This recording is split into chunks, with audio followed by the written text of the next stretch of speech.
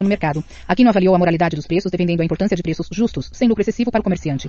Os antigos viviam em sociedades nas quais o trabalho era executado em grande parte por escravos, e na Europa medieval imperava o sistema feudal, em que os camponeses recebiam proteção de senhores em troca de trabalho ou serviço militar. Assim, os argumentos morais desses filósofos eram um tanto acadêmicos.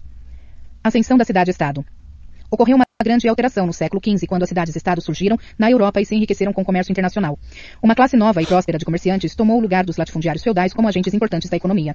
Eles trabalharam lado a lado com dinastias de banqueiros que lhes financiaram o comércio e as viagens de descobrimento. Novas nações comerciais substituíram as economias feudais de pequena escala, e o pensamento econômico começou a se concentrar na melhor forma de controlar a troca de bens e dinheiro de um país ao outro. O enfoque dominante na época, chamado mercantilismo, preocupava-se com a balança de pagamentos, a diferença entre o que um país gasta em importações e o que ele ganha com exportações. Era bem visto vender mercadorias no exterior porque dava dinheiro ao país. Já a importação de mercadorias era considerada prejudicial porque o dinheiro ia embora.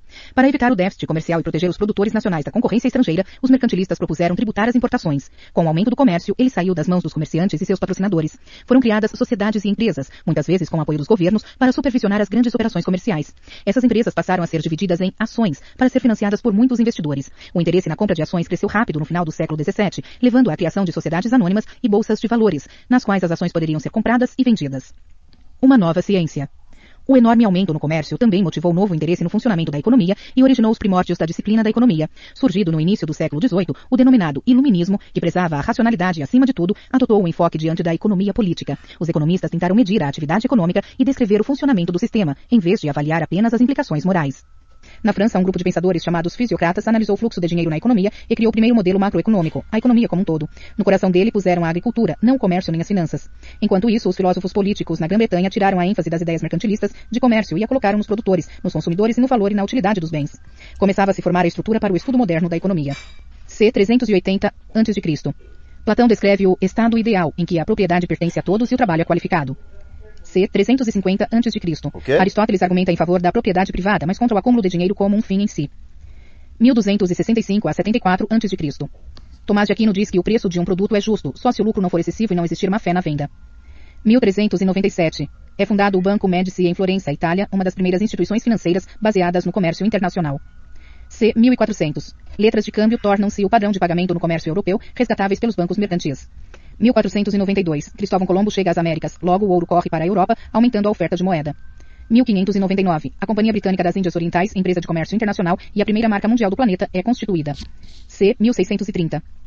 Thomas More advoga a política mercantilista, usando as exportações para aumentar a riqueza da nação.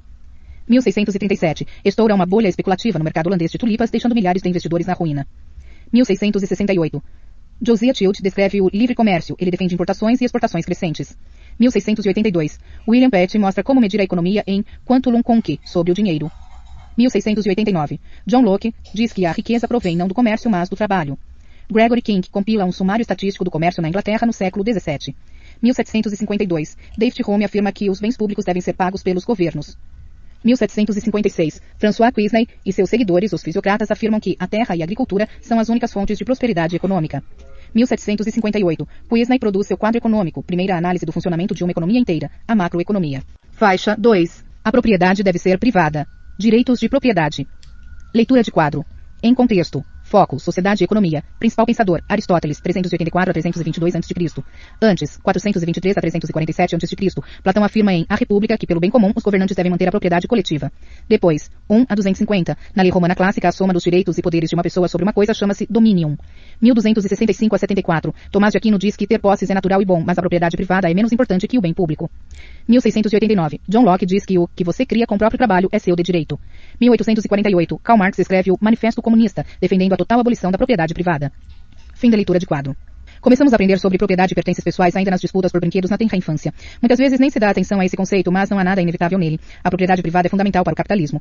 Karl Marx observou que a riqueza gerada pelo capitalismo dá às sociedades uma imensa coleção de mercadorias, que são privadas e podem ser comercializadas para dar lucro. As empresas também são propriedade privada e têm fins lucrativos em um mercado livre. Sem a ideia de propriedade privada não há possibilidade de ganho pessoal. Não há nem razão para entrar no mercado. Na verdade, não existe mercado. Tipos de propriedade. Propriedade abrange uma ampla gama de coisas, de bens materiais à propriedade intelectual, como patentes ou texto escrito. Ela faz parte de áreas que nem os economistas do livre mercado defendem, como a escravidão, em que as pessoas são mercadoria.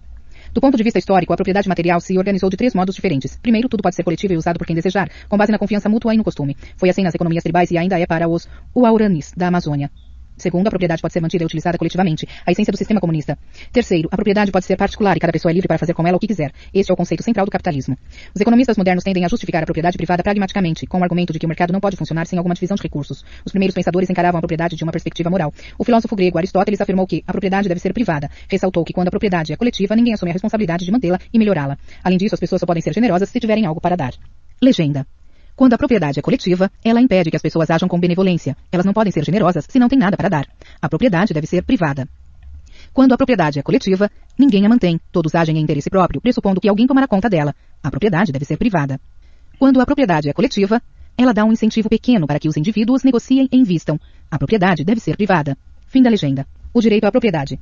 No século XVII, toda a terra e as moradias na Europa pertenciam de fato aos monarcas. O filósofo inglês John Locke, 1632-1704, porém, defendeu os direitos individuais, dizendo que como Deus nos deu domínio sobre o próprio corpo, também temos domínio sobre as coisas que fazemos. O filósofo alemão Immanuel Kant, 1724-1804, declarou depois que a propriedade privada é uma expressão legítima do indivíduo.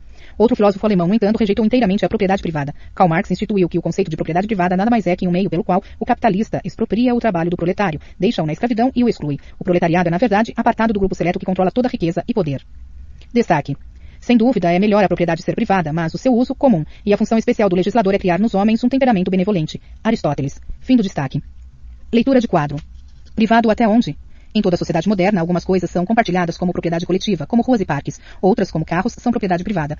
Os direitos de propriedade ou posse legítima, em geral, conferem ao dono direitos exclusivos sobre dado recurso, mas nem sempre é assim. O dono de uma casa em um bairro histórico, por exemplo, não pode demoli-la para construir uma fábrica ou um arranha-céu, nem mesmo alterar o uso do prédio atual. Os governos de todos os países do mundo reservam-se o direito de ignorar a propriedade privada quando achar necessário, por motivos que vão de necessidade de infraestrutura a questões de segurança nacional.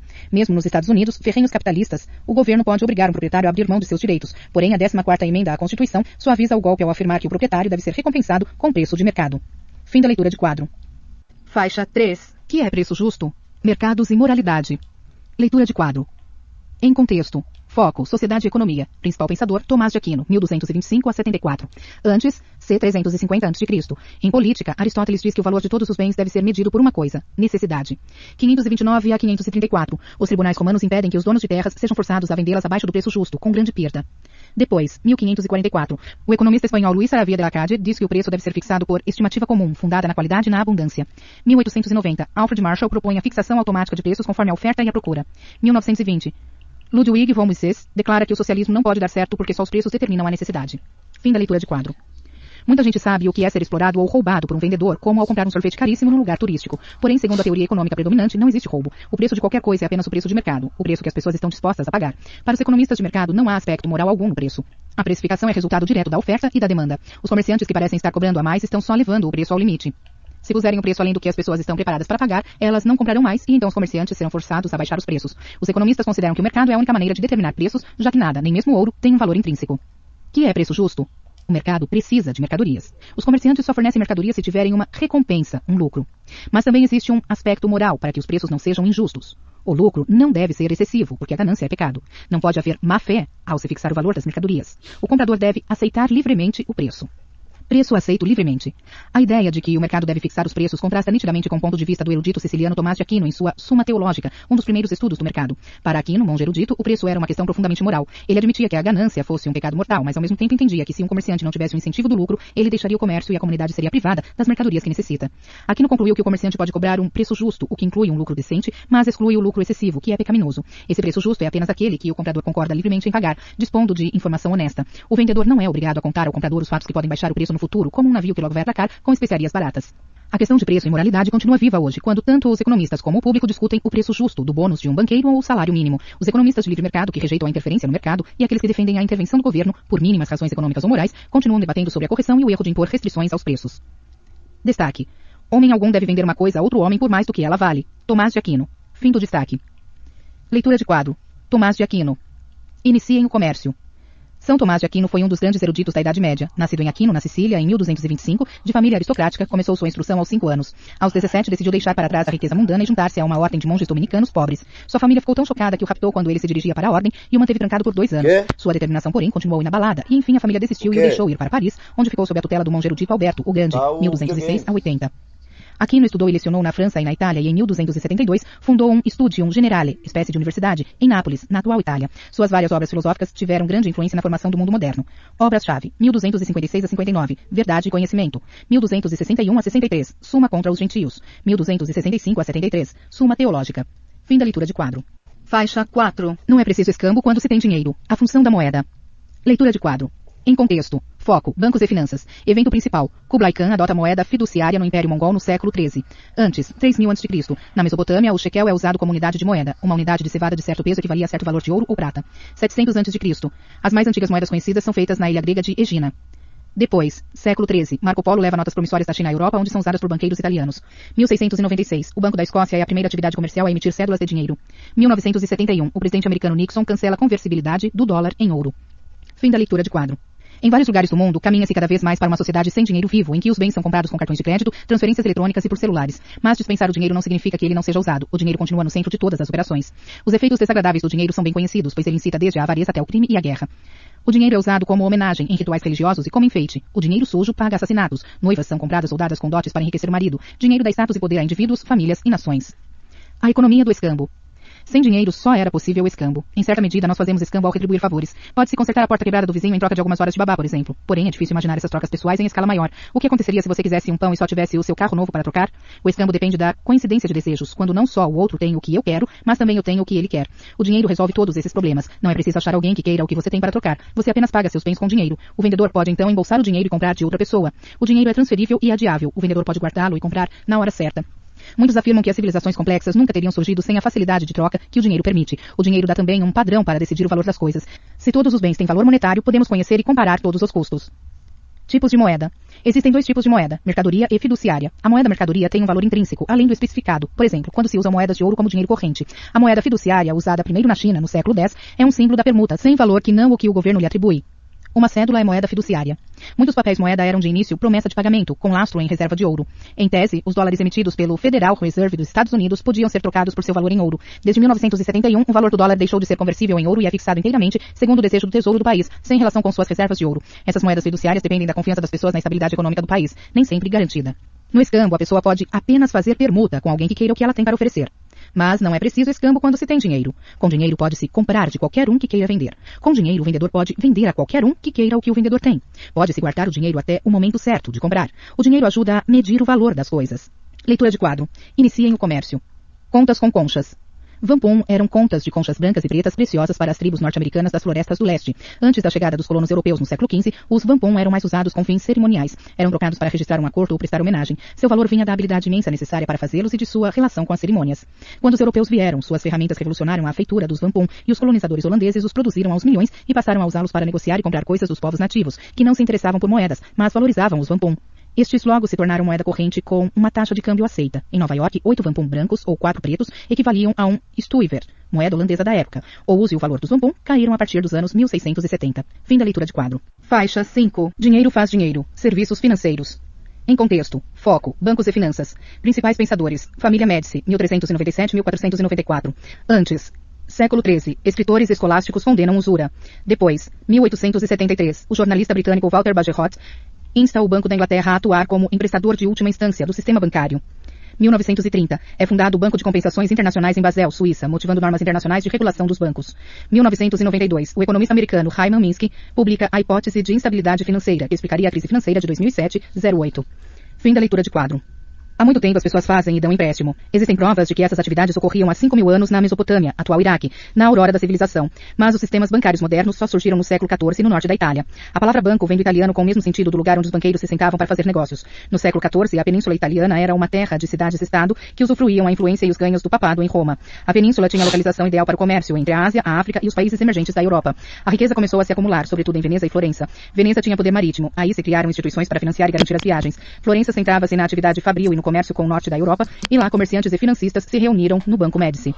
Florença já era lar de famílias de banqueiros como Peruzzi e Bardi, e de diferentes agentes financeiros, de agiotas que emprestavam dinheiro garantido por pertences pessoais, a bancos locais, que lidavam com moedas estrangeiras, aceitavam depósitos e davam empréstimos a empresas locais. O banco fundado por Giovanni de Bitti de Médici, em 1397, era diferente. O Banco Médici financiava o comércio internacional de artigos como lã. Diferia dos bancos existentes em 3 aspectos. Primeiro, cresceu bastante. No apogeu, sob o comando do filho do fundador, Cosme, tinha filiais em 11 cidades como Londres, Bruges e Genebra.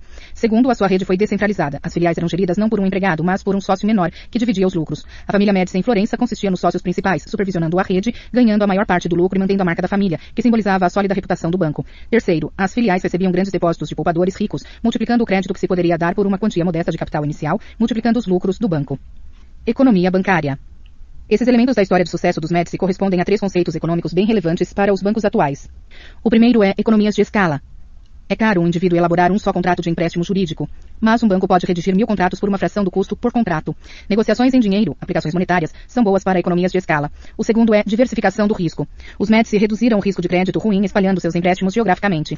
Além disso, como os sócios menores dividiam lucros e perdas, eles deviam emprestar com sensatez. Na verdade, assumiam alguns riscos dos Médici. O terceiro conceito é a transformação de ativos. Um comerciante quer depositar ganhos ou pedir dinheiro emprestado. Outro quer um lugar seguro para guardar seu ouro de onde ele possa retirá-lo rápido, se necessário. Outro ainda quer um empréstimo, o que é mais arriscado para o banco e pode imobilizar o dinheiro por longo tempo. Então o banco se pôs entre as duas necessidades, tomar empréstimos no curto prazo, fazer empréstimos no longo. Isso atendia a todos, o depositante, o devedor e, claro, o banco que usava os depósitos de clientes como dinheiro emprestado, alavancagem, para multiplicar lucros e ter um alto retorno sobre o capital investido dos proprietários. No entanto, essa prática também tornava o banco vulnerável. Se um grande número de depositantes exige o dinheiro de volta ao mesmo tempo em uma corrida ao banco, o banco talvez não seja capaz de fornecê-lo porque terá usado o dinheiro dos depositantes para fazer empréstimos de longo prazo e mantém apenas uma fração da quantia dos depositantes em dinheiro vivo. Esse risco é calculado e a vantagem do sistema é fazer a ligação entre poupadores e tomadores de empréstimo. O financiamento do comércio internacional era um negócio de alto risco na Europa do século XIV. Envolvia tempo e distância e por isso sofria do que se chama de problema fundamental da troca, o perigo de que alguém fuja com a mercadoria ou o dinheiro depois de feito o acordo. Para resolvê-lo criou-se a letra de câmbio, papel que comprovava a promessa do comprador de pagar pelos bens em determinada moeda quando chegassem. O vendedor das mercadorias também podia vender a letra imediatamente para arrecadar dinheiro. Os bancos mercantis italianos tornaram-se hábeis com as letras de câmbio, criando um mercado monetário internacional. Ao comprar a letra de câmbio, o banco assumia o risco de o comprador das mercadorias não pagar. Portanto, era essencial para o banco saber quem tinha propensão para pagar e quem não a tinha. Os empréstimos e as finanças em geral requerem um conhecimento especial qualificado, pois a falta de informação, chamada assimetria de informação, pode causar sérios problemas. Aqueles com menor probabilidade de pagar são os que têm maior probabilidade de pedir empréstimo e, depois de o terem recebido, ficam tentados a não pagar. A função mais importante do banco é a sua capacidade de emprestar com sensatez e depois monitorar os tomadores para evitar o risco moral, sucumbir à tentação e não pagar o empréstimo. Agrupamentos geográficos. Os bancos costumam ficar perto um do outro para maximizar a informação e a habilidade. Isso explica a criação de distritos financeiros nas grandes cidades. Os economistas chamam esse fenômeno de externalidades de rede, que remete ao fato de que quando um agrupamento começa a se formar, todos os bancos se beneficiam da rede de habilidade e informação aprofundadas.